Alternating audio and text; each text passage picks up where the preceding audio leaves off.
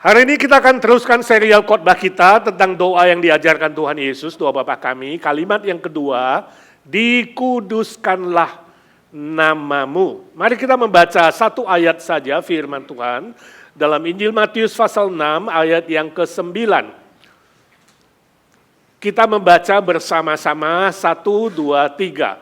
Karena itu berdoalah demikian, Bapa kami yang di sorga, dikuduskanlah namamu. Minggu lalu kita belajar Bapa kami yang di sorga, hari ini kita lanjutkan dikuduskanlah namamu.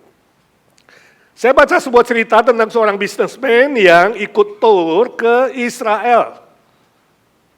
Tanah sucinya orang Kristen, sebenarnya 3 agama sih di situ, ya kan? Yerusalem itu adalah kota suci bagi orang Kristen, orang Islam, dan orang Yahudi. Jadi tanah Israel adalah tanah suci. Nah, bisnismen itu ke sana ikut tur, dia sangat bangga, ya. Waktu pulang dia cerita, dia bilang sama Pak Pendetanya, "Pak, saya sudah menginjak tanah suci. Saya bahkan dibaptiskan di Sungai Yordan, ya, di mana Yesus dibaptiskan itu.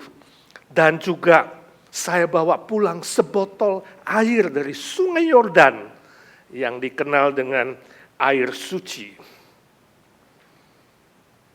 Bapak lihat gak, saya 1 bulan ini ke gereja selalu pakai jubah putih. Ya. Sudah lebih suci, ya. Karena dia ingin dianggap sebagai orang suci, orang kudus. Pendetanya bertanya kepada dia sambil tersenyum, "Permisi tanya Pak, Bapak masih suka marah-marah sama istri gak?" "Oh ya Pak, kadang-kadang masih." "Oh, lalu bisnis Bapak kira-kira sudah bersih belum, sudah jujur belum? Ada permainan-permainan kayak dulu gak?" "Ya kadang-kadang masih lah Pak." "Bagaimana dengan membayar pajak?" "Wah itu sulit itu Pak. Ya, rasanya mustahil itu kalau memang bisa benar-benar bersih." Pak Pendeta bilang, "Itu namanya kamu bukan orang suci. Kamu belum suci walaupun sudah ke tanah suci. Sudah menginjak tanah suci, kamu dibaptiskan di air suci, minum air suci, pakai jubah putih, ya, dan lain-lain, dan lain-lain." Saudaraku, sebenarnya berbicara soal suci atau kudus, di bumi ini gak ada yang suci. Segala sesuatu yang di bumi ini, di dunia ini gak ada yang kudus, sebab seluruh dunia sudah tercemar oleh dosa. Gak ada yang kudus. Hanya pribadi Allah Bapa, Yesus Kristus dan Roh Kudus, 3 pribadi yang satu itu. Hanya pribadi Allah itulah yang maha suci dan maha kudus. Itu sebabnya Yesus mengajarkan kita berdoa, Bapa kami yang di sorga, dikuduskanlah namamu.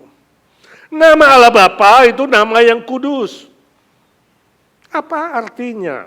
Ya.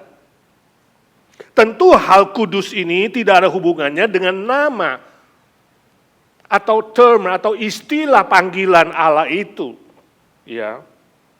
Sebab apa yang disebutkan oleh manusia, walaupun memakai kata kudus dan suci, belum tentu itu kudus dan suci.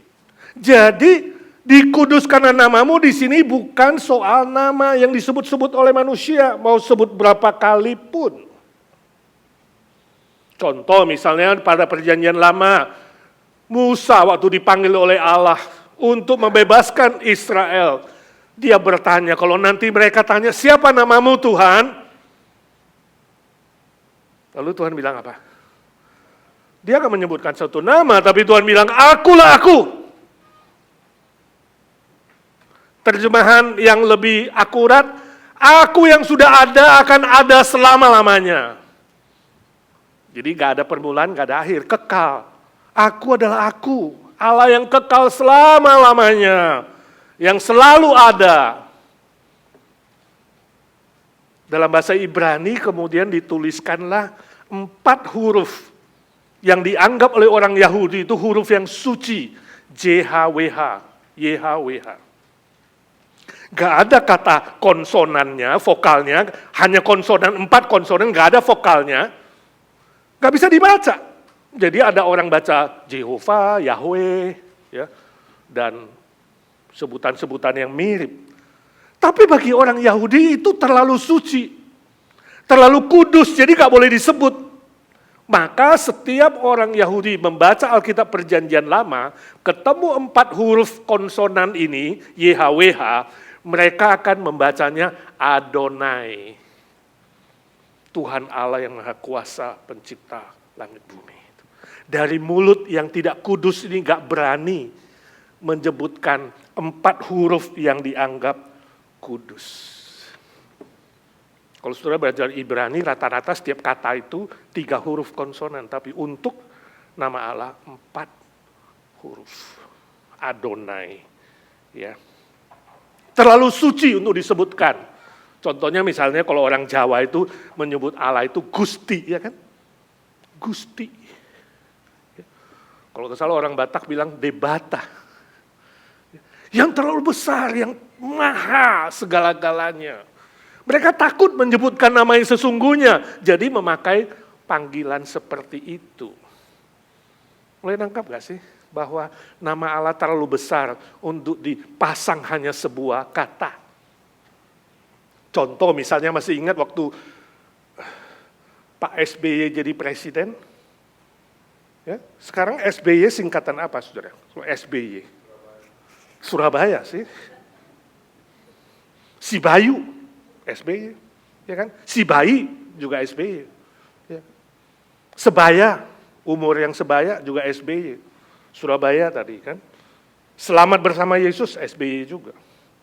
Si Beng Beng Yono, SBY juga.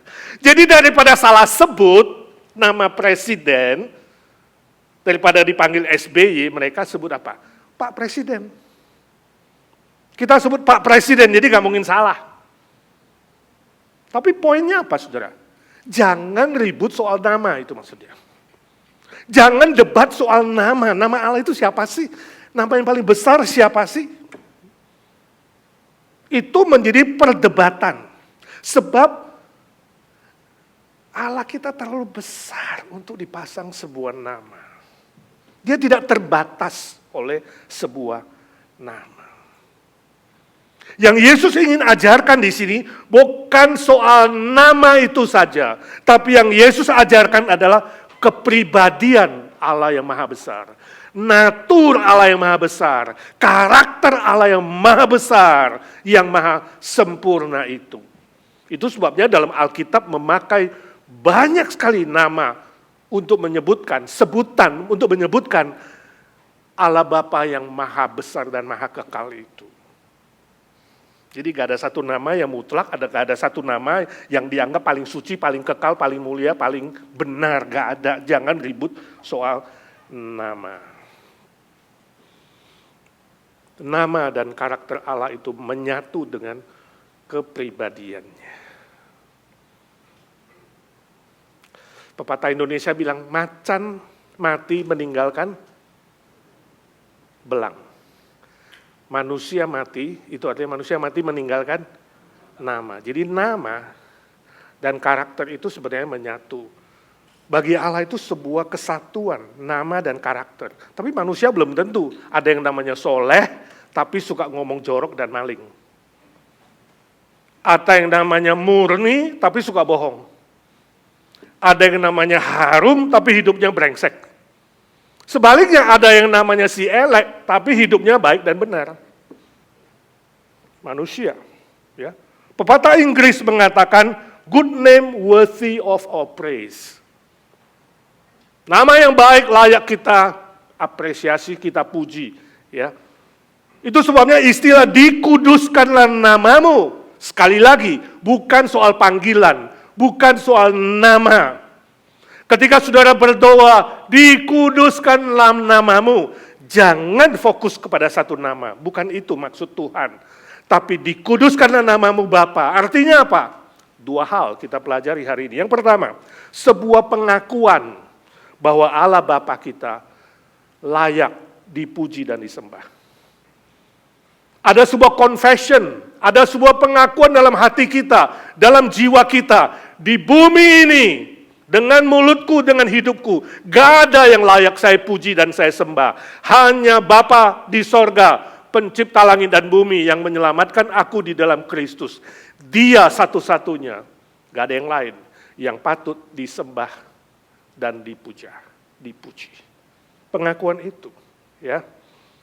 Jadi bukan kita menguduskan, menyebut nama Allah kudus baru dia jadi kudus, enggak. Ya, bukan karena kita sebut. Kalau manusia membuat sesuatu menjadi lebih suci, lebih kudus untuk disembah, itu berhala. Jadi Allah Bapa bukan berhala. Apa definisi berhala? Berhala adalah buatan manusia yang kita tinggikan, yang kita sembah, yang kita puja. Entahkah patung, entahkah benda, entahkah sesembahan, entahkah sesajen, benda-benda yang dipuja, benda-benda yang jadi keramat. Ketika saudara mengkeramatkan benda, dia akan jadi berhala. Jadi bukan soal benda dan materi. Hari ini ada orang-orang Kristen yang bodoh dan latah. Beli Gucci mahal-mahal, kemudian hidupnya gak benar, oh ini Gucci ada setannya. Pecahkan, bakar dalam nama Yesus. Ada yang bakar Gucci, pecahkan Gucci, ada yang bakar lukisan, barang antik katanya ada setannya. Entahkah dia beli dari Bali, entahkah dari Thailand, dari mana jalan-jalan bawa pulang ke rumah, kemudian ada problem dibakar-bakarin. Barang antik juga. Katanya ada setannya kalau terganggu. Ya. Saudaraku, setan atau iblis hidup di hatimu kalau kamu tidak bertobat. Bukan di benda. Ya. Jadi jangan sibuk bakar sini, bakar sana, ya, tapi hatinya nggak beres. Nah kalau setannya masuk ke anakmu, dibakar nggak? Jangan sembarang bakar-bakar. Berhala modern itu adalah sesuatu yang dijadikan pusat hidup. Berhala tradisional, benda yang dipuji, dikeramatkan. Tapi berhala modern, sesuatu yang kamu jadikan pusat hidupmu. Materialisme, materi menjadi pusat hidup, maka dia menjadi berhala. Hedonisme, kesenangan menjadi pusat hidup. Kesenangan dunia bisa jadi berhala. Konsumerisme, ya, membeli sesuai keinginan bukan kebutuhan, itu bisa jadi berhala. Pragmatisme, yang penting jalan, yang penting ya, works, apapun itu bisa jadi berhala, kemudian menghalalkan cara untuk mencapai tujuan. Bisa jadi berhala, hati-hati. Ya. Kesimpulannya, Allah Bapa kita pada dasarnya, pada naturnya, sudah kudus. Entah kamu sebut kudus atau tidak kudus, dia sudah kudus sejak kekekalan hingga kekekalan. Ya. Itu sebabnya dalam hidup kita haruslah mencerminkan sifat Allah Bapa yang kudus itu. Sebuah pengakuan yang lahir ke dalam hidup kita sehari-hari. Itu sebabnya ayat pembimbing kita tadi firman Tuhan mengatakan, kuduslah kamu sebab aku kudus. Karena natur Allah Bapa sudah kudus, maka kalau kita berdoa, sudah diselamatkan, Kristus berkata, dikuduskanlah namamu, maka dikuduskanlah namamu, natur Allah yang sudah kudus itu harus dicerminkan lewat semua aspek hidup kita. Kuduslah kamu, sebab aku kudus. Kita mengaku dan beribadah kepada Dia, Bapa di sorga, dengan setia. Bukan hanya waktu senang, bukan hanya waktu lancar, waktu sukses, tapi juga waktu tidak lancar, waktu susah, waktu ada masalah. Tetap setia mengaku Dia satu-satunya patut kita sembah, kita puji. Bukan saja dalam ibadah, tapi dalam hidup kita sehari-hari. Sebab Tuhan Allah yang sedemikian melihat sampai hati kita yang paling dalam. Suatu hari ada seorang biksu tua dengan muridnya biksu muda pergi ke kota, turun dari biara, ya, belanja, kemudian ke kota melakukan sesuatu dan mau pulang. Waktu mau pulang ke biara itu harus melewati satu jembatan. Nah, sebelum lewat jembatan itu, mereka melihat ada seorang wanita cantik yang masih muda itu sakit dan takut melewati jembatan, kebetulan itu jembatan gantung. Gak berani menyeberang, takut-takut pegang-pegang itu tali. Lalu lihat biksu itu, wanita itu minta tolong, "Pak, boleh nggak bantu saya seberang jembatan yang bahaya ini?"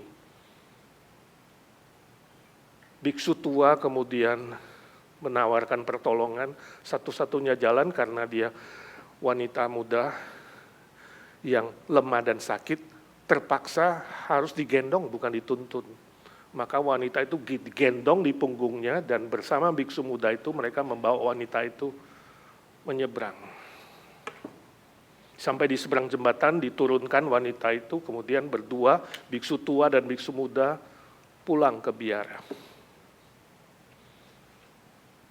Si biksu muda terganggu sekali dengan pemandangan itu. Sebab bagi mereka itu adalah perbuatan yang aneh. Biksu kok pegang wanita, ini bukan hanya pegang, gendong. Itu gak kudus, gak suci, itu najis tuh. Biksu tua gak ngomong apa-apa. Tapi yang muda itu bingung. Dan terus bertanya-tanya. Malam hari dia gak bisa tidur. Dia bangunin biksu tua. Dia bilang, "Pak Guru, saya mau tanya, saya sangat terganggu sejak dari tadi. Kenapa sih kamu menggendong wanita itu, wanita cantik itu seberang jembatan? Itu kan haram, itu najis, itu kotor. Kita nggak boleh begitu. Sama wanita aja kita menjauh. Sebab wanita adalah, kamu bilang, makhluk yang paling ganas di dunia ini."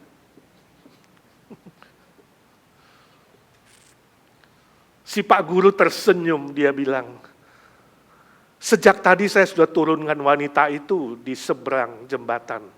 Ternyata kamu masih gendong terus di dalam hatimu dan pikiranmu sampai detik ini."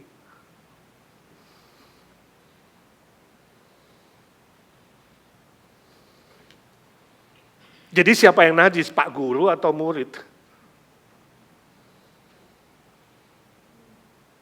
Saudaraku, sekali lagi Tuhan kita melihat sampai ke hati kita yang paling dalam. Orang lain boleh tidak melihat dan tidak tahu, tapi kamu tahu sendiri ada apa di dalam hati dan pikiran. Permisi tanya, adakah sesuatu yang tidak suci, tidak kudus, yang tidak berkenan kepada Allah, yang kamu masih simpan di pikiran dan di hatimu? Hari ini katakan, "Tuhan, tolong aku untuk melepaskan itu. Bertobat dan berubah. Hidup kudus dan suci sesuai dengan kebenaran firman Tuhan." Amin. Penting sekali. Ya. Jadi kesimpulannya, nama Bapa dikuduskan ketika saudara mau setia di dalam memuji, menyembah Dia, beribadah dan mentaati firman-Nya. Itu kesimpulannya yang pertama. Penting sekali.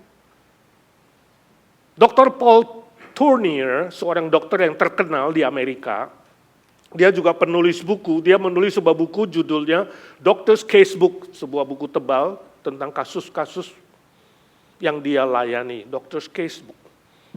Di sana dia ceritakan tentang seorang ayah yang suatu hari membawa anaknya yang paling kecil untuk berobat.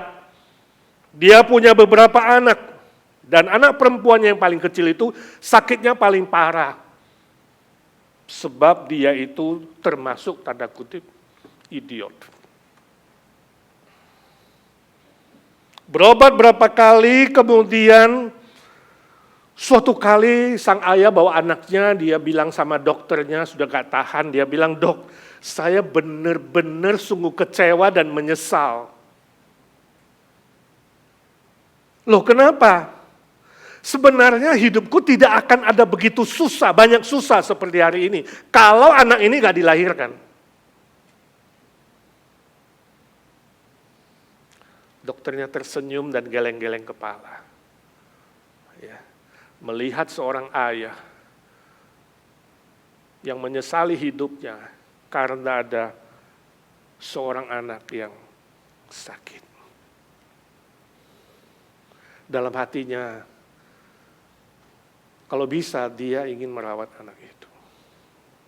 Saudaraku, pernahkah kamu mengalami seperti itu dalam hidupmu?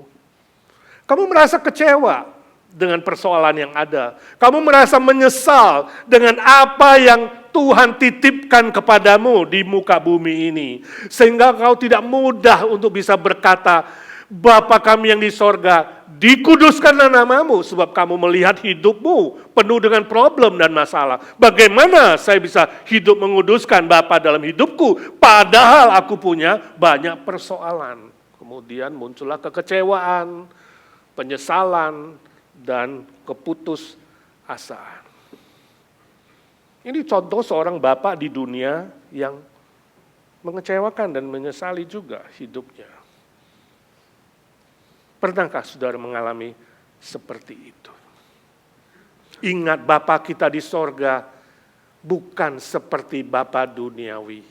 Dia tidak pernah menyesal menciptakanmu.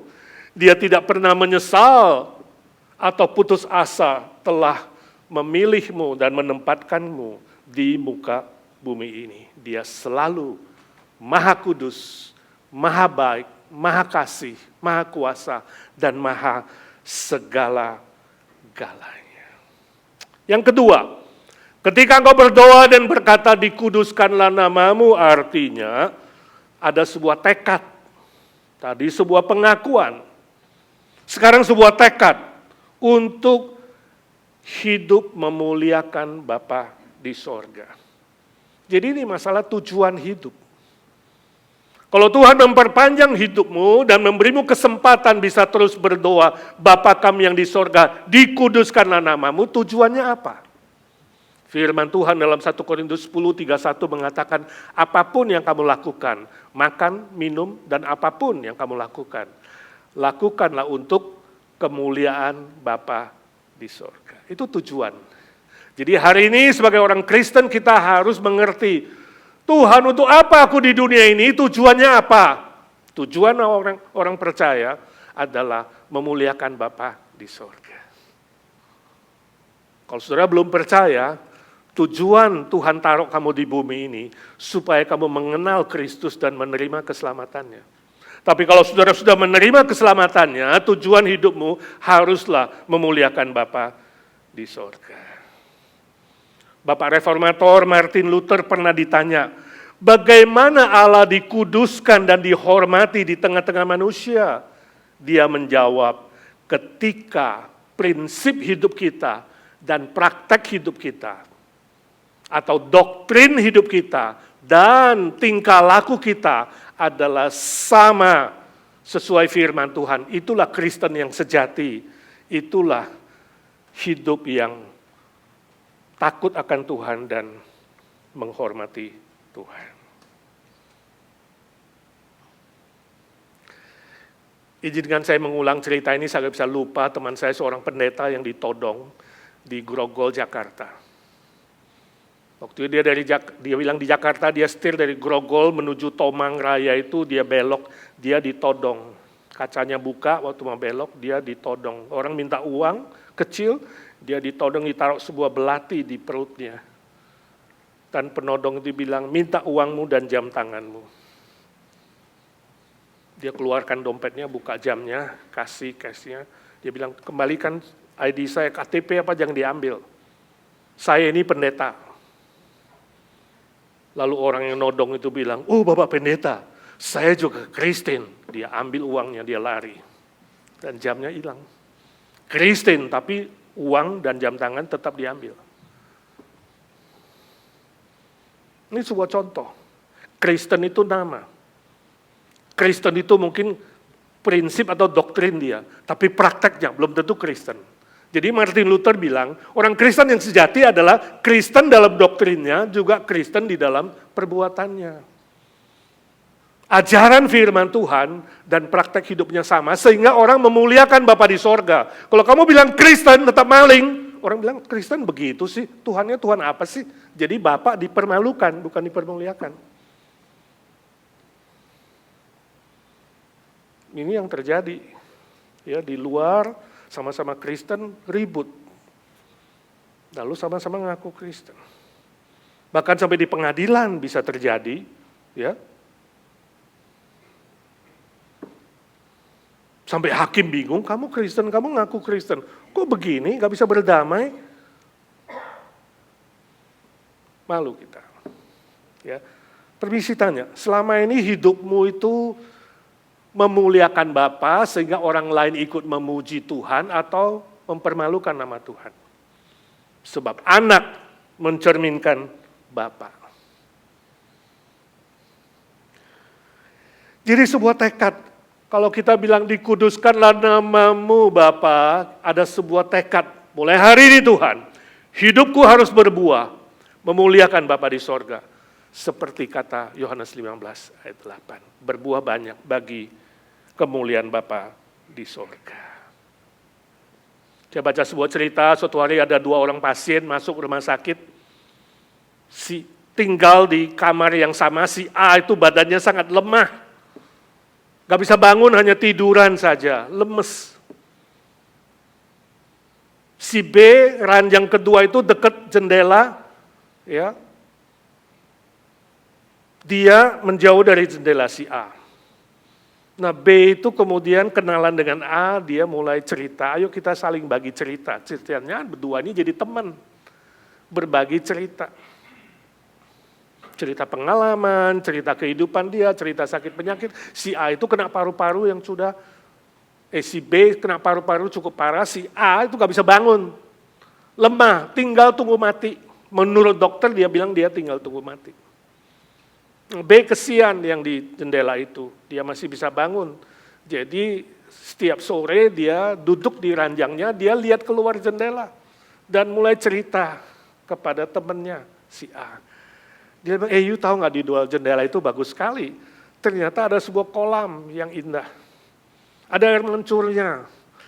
Anak-anak suka bermain di situ. Dia cerita soal anak-anak yang bermain bola, soal orang-orang yang pacaran, soal bunga-bunga yang warna-warni. Walaupun nggak mendengar suara, sebab itu kaca.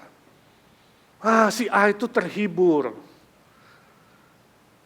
Wajahnya jadi ceria mendengar itu. Setiap sore 1 jam temannya itu duduk di ranjangnya dan melihat ke jendela dan cerita.